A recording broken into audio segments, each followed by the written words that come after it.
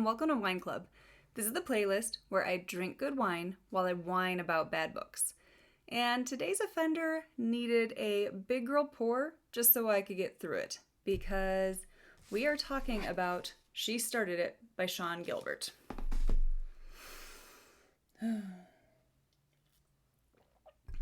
Ugh, that's really all I have to say about this. I guess I have a lot more to say about it, but before I get into it, I do want to put a spoiler warning up, as I will be ranting about everything that did not work in this book. So I'm going to be ruining any and all plot twists. Also, like all my reviews, this is solely about the book, not about Gilbert as a person. I'm sure she's a lovely human being, and I wish her well in her career. And I do understand the time and effort that it took to get this published, but I do have some notes. So this was my pick for my June book of the month, and now I'm kind of mad that I used a credit on it. But let's see what I thought I was going to be getting out of this book by reading the jacket cover copy. The party of a lifetime is nothing like what they expected. Annabelle, Esther, Tanya, and Chloe are best friends, or were as children. They drifted apart in adulthood, but shared secrets have kept them bonded, for better or worse, even as their childhood dreams haven't quite turned out as they'd hoped. Then one day they receive a wholly unexpected invitation from another old friend. Poppy Greer has invited them all to her extravagant bachelorette party, 3 days of white sand, cocktails, and relaxation on a luxe private island in the Bahamas. None of them has spoken to Poppy in years, but Poppy's Instagram pics show that the girl they used to consider the weakest link in their group has definitely made good and made money. Curiosity gets the better of them. Besides, who can turn down a posh, all-expenses-paid vacation on a Caribbean island? The first-class flight and the island's accommodations are just as opulent as expected, even if the scenic island proves more remote than they'd anticipated. Quite remote, in fact, with no cell service and no other guests. The women quickly discover they've underestimated Poppy, and each other. As their darkest secrets are revealed, the tropical adventure morphs into a terrifying nightmare. Endlessly twisty, sharply observant, and deliciously catty, She Started It is sure to shock readers until the very end. Okay, so I liked the premise. I liked what this book was saying it was going to promise. But this requires so much suspension of disbelief that you could build a bridge to Pluto. The jacket copy is misleading. The weakest link in their friend group, an old friend, Poppy Greer, excuse me? That is a straight up lie. You are a liar. I fully expected Poppy to have been a part of their group, but no, we find out that the other 4 leading ladies, Tanya, Annabelle, Chloe, and Esther, were horrible to her. They went out of their way to bully and torment Poppy. The only one who could possibly say was a friend is Tanya, but Tanya dropped Poppy like a hot potato the second Annabelle gave her a smidgen of attention. The jacket makes the premise plausible if they had been friends, but the reality of the setup makes it so much harder to buy that these 4 women would agree to go to this island. They tortured this girl and hated her for some reason. Like, they try to pass it off later that it was because they were jealous and Poppy was getting pretty and she thought really highly of herself and needed to be taught a lesson and kicked down a peg or some shit. But it doesn't really work. Poppy is a pompous character, I will give her them that, and she does have an inflated ego. But she did not deserve what the girls doled out, and they should have definitely spent longer considering taking Poppy up on her offer of spending an all-expenses-paid vacation together. Really? Why? Why the hell would these 4 women wouldn't question an out-of-the-blue invitation from someone they haven't spoken to in years, and someone that they were mean to, is beyond me. I guess they do pay some lip service to it, but give me something more realistic than they can't turn down a free vacay and curiosity gets the best of them. These 4 women are supposed to be catty and cunning. They're idiots. I was also a bit confused about some of the things that these women did in the past. Their bullying didn't really read authentic to me, especially for the era that these girls grew up in. Social media was a thing. You'd think that's where they would have been tormenting her, not having her put on lipstick and then putting dog poop on her art. I guess I just expected more when we got to what really went down with Poppy's art exam. I expected them to put bloody knives in it, or say she was gonna kill someone, or putting something obscene in her work. I kind of felt let down by the reveal and everyone's reaction to it. Like, surely some teacher or one of her parents would have backed her up and looked into it more.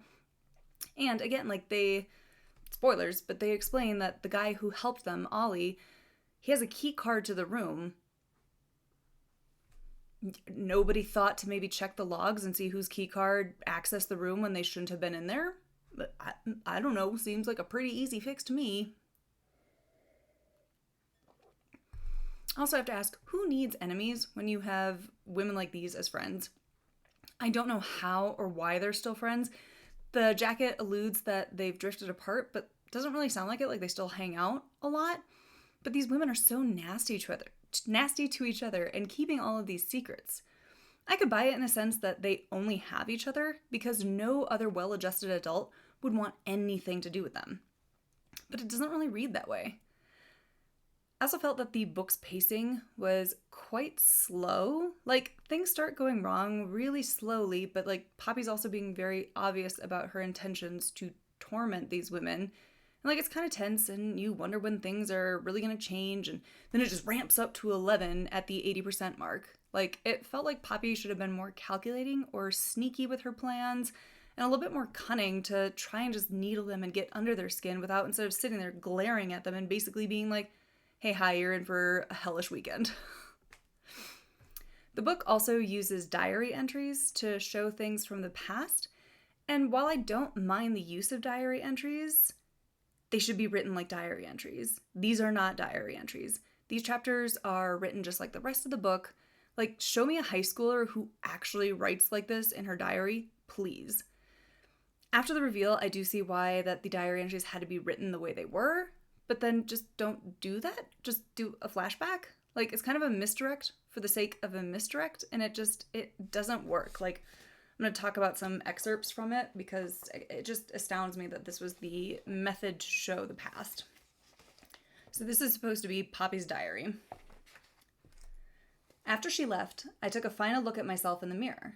I still looked a state. I have some face wipes on my bedside table, and it took 3 of them to finally scrape the remaining red away, leaving my face sore and pink. As the wipes fell into the bin, I couldn't help thinking how gruesome they looked, how ruined. Without really thinking, I punched the mirror hard. I'm hardly strong, so I was surprised when it cracked at my hip, one shard falling to the carpet stained with blood from my knuckle. When I picked it up, I stared at it for a long time, before taking the jagged piece and scratching it across my arm. There was a sharp pain that made me gasp. Nothing for a moment, and then an angry rush of blood that looked exactly like the lipstick that had been smeared around my mouth. The skin was warm and prickly, and tears fell from my eyes. Who actually writes about how ruined and how gruesome they look? You would be talking more about your feelings and how pissed you are at these girls. Like, I don't know, it doesn't read like a diary. Or there's another segment I tabbed. This is page 192 of the Book of the Month version. So again, Poppy's diary. Seeing her there, helping me get my application started, suddenly brought tears to my eyes. I managed to wipe them away while her back was turned, but gave her a big hug. What was that for? She said. You're not off to university yet, you know. You still have practically a whole year here. I'll always have time for my silly little sister, I said. Thank you, Wendy, for believing in me. Anytime, she said. What are sisters for? She stood up and nodded, satisfied, when I sat in her place and continued with the application. Shall I tell Mum you'll be a little bit late? Yes, please. After she left, I finished off the rest. Again, my fingers hesitated at the submit button. This was really it. I might have no friends. I might turn and run at the sight of Annabelle, Chloe, Esther, and Tanya walking down the corridor towards me. I might spend my evenings listening to sad music and relying too much on an old jagged piece of mirror to give me any kind of feeling beyond being lonely. But I am definitely good at art, and I definitely deserve a place at Slade. I'm going to get out of here and make my dreams come true. And so I pressed submit. Now it's a waiting game. Nobody writes like this in their diary. Nobody is, first of all, being able to replicate conversations exactly. You're not going to be telling me about how you would just say, I started crying and then gave Wendy a hug. You wouldn't manage to wipe them away while her back was turned, but giving her a big hug. I don't know. These aren't diary entries. These are just chapters pretending to be diary entries. And then there's the last one that I tabbed. So page 254. As self-conscious as I felt, I was proud of my dress. With high heels to match so I didn't feel so dumpy, it was a long straight dress with floating sleeves. It sounded plain, but diamantes had been stuck along the hem and up to the waist, and they sparkled against the gray coloring.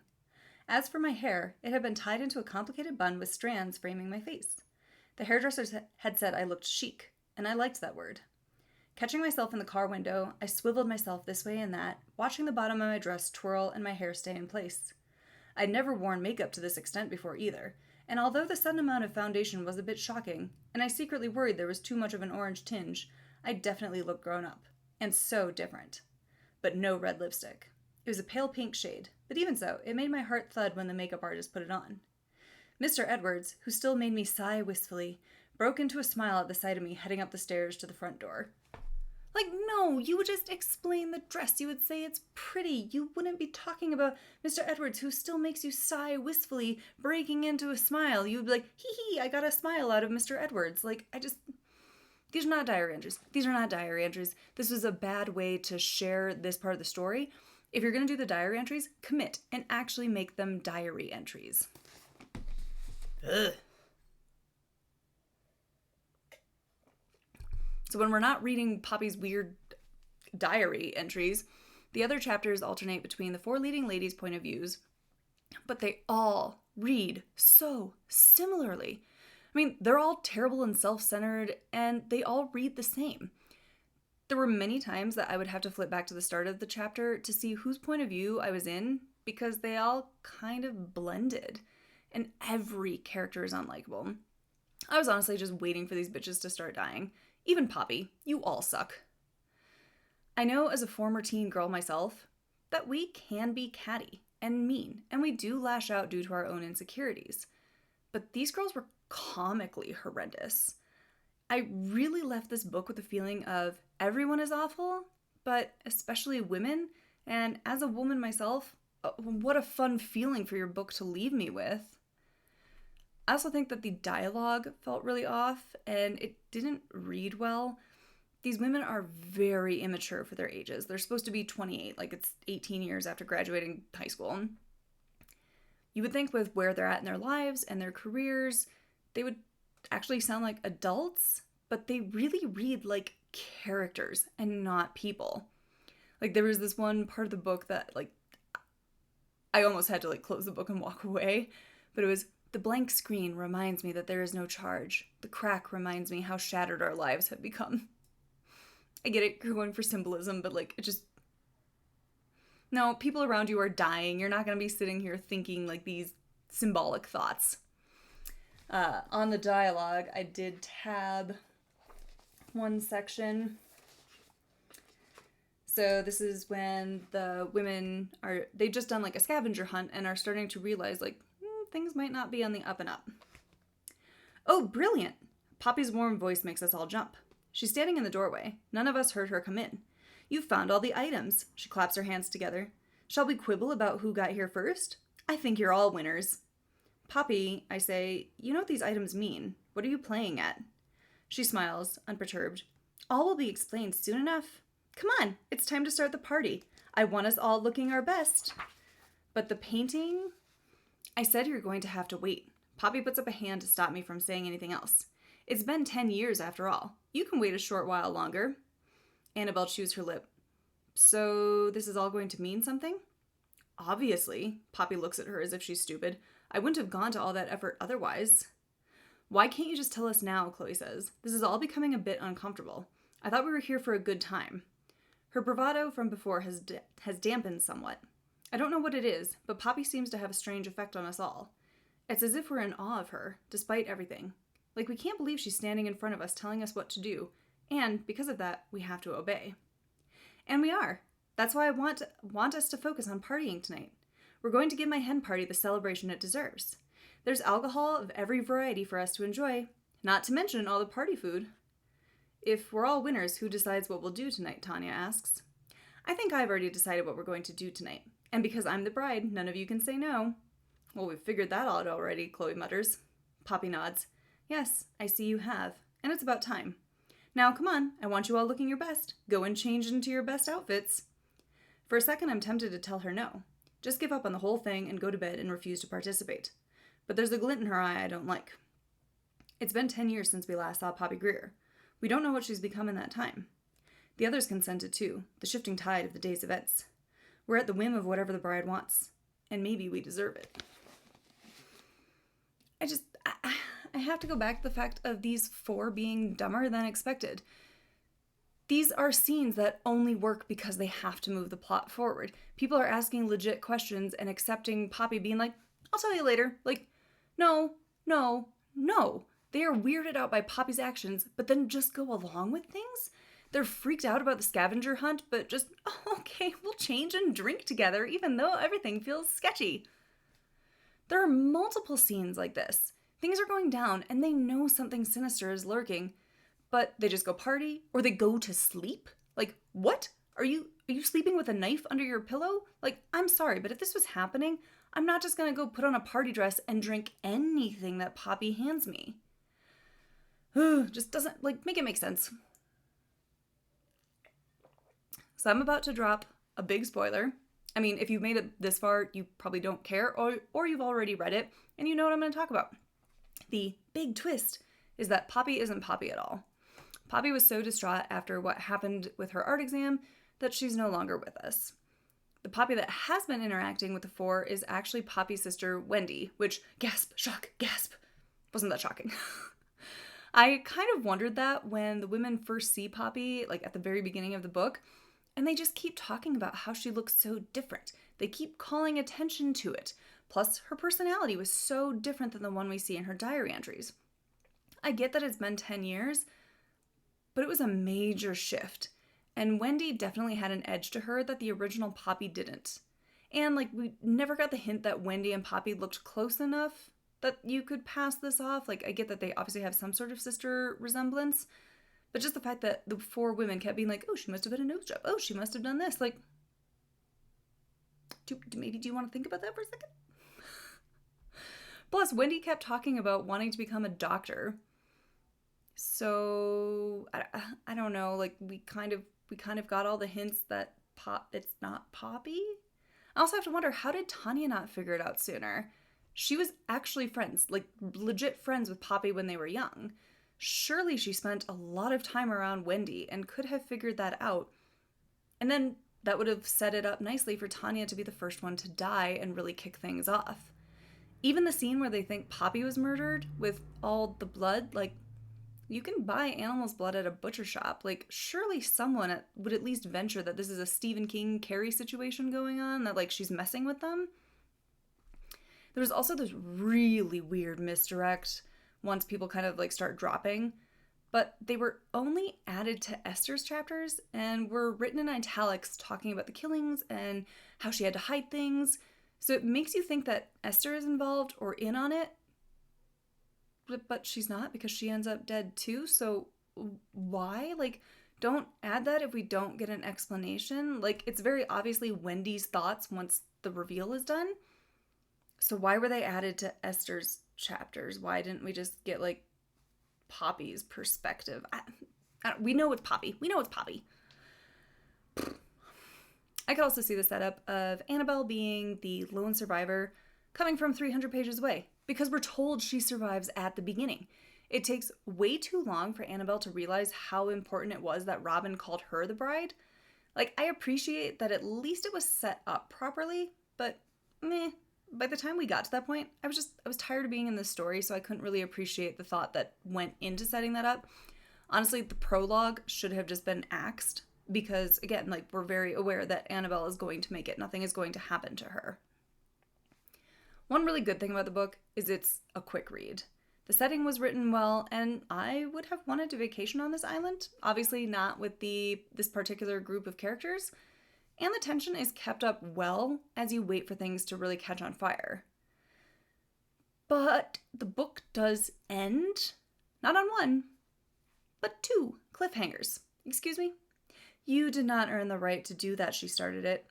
If anything, you get 1 as it made the most sense for the story, but the other one's kind of hinting at a sequel, which, yikes, we don't need a sequel to this. I do somewhat agree with Annabelle that forensic science will show someone else was there, but then, like Wendy said, they'll just assume someone killed the woman whose fingerprints they belong to and dumped her body in the sea. But does this also mean then that Wendy is going to go watch Ollie for the next few years before killing him for his hand in destroying Poppy's life? What if he turned out to be a good person?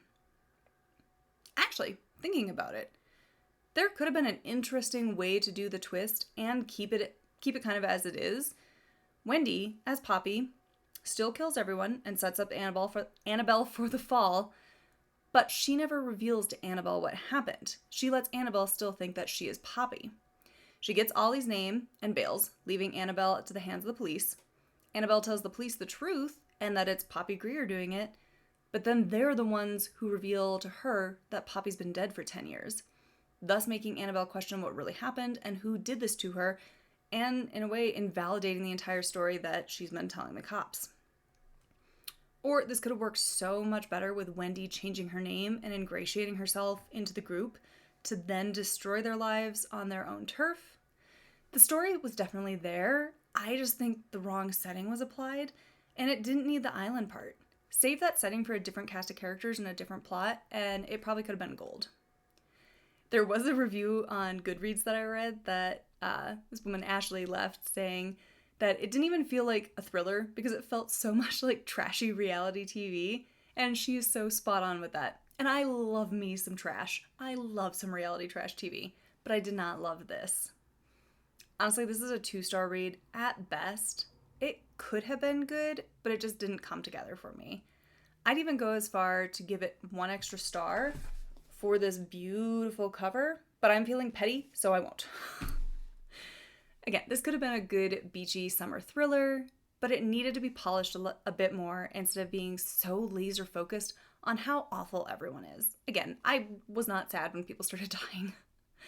I do honestly think that Gilbert could become a very strong author, and she definitely has good ideas, and by learning to make her characters more distinct and give them a bit more nuance and humanity, she could do really well for herself. She is a good writer, and the talent is there. It just needs some nurturing. Alright, well, that wraps up this wine club. If you have any recommendations of beachy/locked room thrillers, please let me know about them in the comments. Otherwise, thanks for watching, and I'll see you next time at Wine Club.